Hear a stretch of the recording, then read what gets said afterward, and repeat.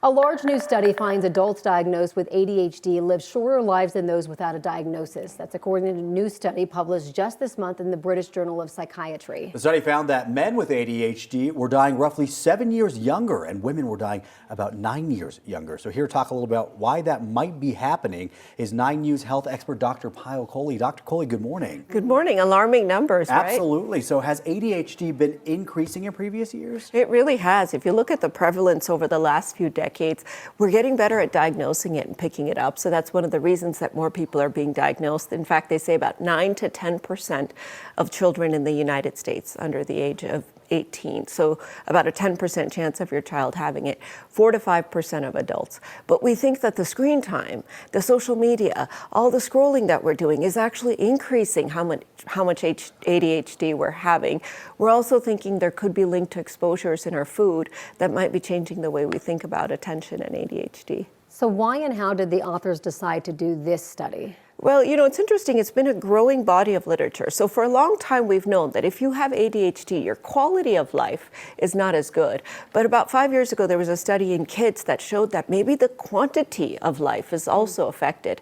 In fact, kids who get diagnosed with ADHD are more likely to have chronic health problems, 13 different chronic health problems as adults, including diabetes, high blood pressure, high cholesterol, being overweight, and this might affect their life expectancy. So the authors decided to look at this large study in the UK. They took about 30,000 adults with ADHD, compared them to about 300,000 normal adults.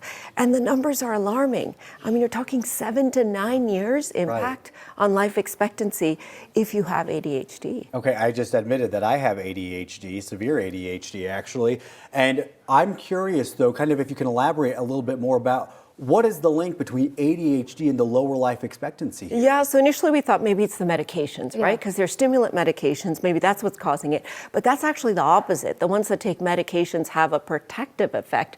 So we think it's the behavioral issues associated with ADHD because they found in the study that patients who have more impulsivity, like, you know, lower education, less sleep, they just tend to be more hyperactive, they tend to have an even lower life expectancy. So we think that that people with ADHD are not taking care of their chronic problems. They're not going to the doctor as much. They're not as financially stable. They're not as plugged into healthcare.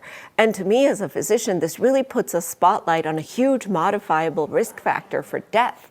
Because we're so busy telling people to control their heart disease, their diabetes, their high blood pressure, we don't actually screen for ADHD. And if they have ADHD, they don't know how to control those factors as well, and it can increase their risk of dying. Well, as a mom, like, this scares me. You know, there's such high rates of ADHD in kids. What can we do to maybe lower those rates? Well, I would say a couple of things. So first, as you said, Corey, we need to target the root causes of ADHD, which largely we're realizing are behavioral. So really putting limits on that screen time, taking those what I call digital detox breaks, having a day in the week where your child is not on any kind of device whatsoever. That's important to address the root cause and sort of recondition your brain. But if you do have a child or even an adult in your life who has ADHD, really trying to understand that you can modify their risk of dying by helping them to be better organized, plugged into their screenings, making sure they're staying on top of their health care, because that's often what falls through the cracks when it comes to these types of individuals. We're out of time, but can you just really quickly tell me if ADHD can be reversed?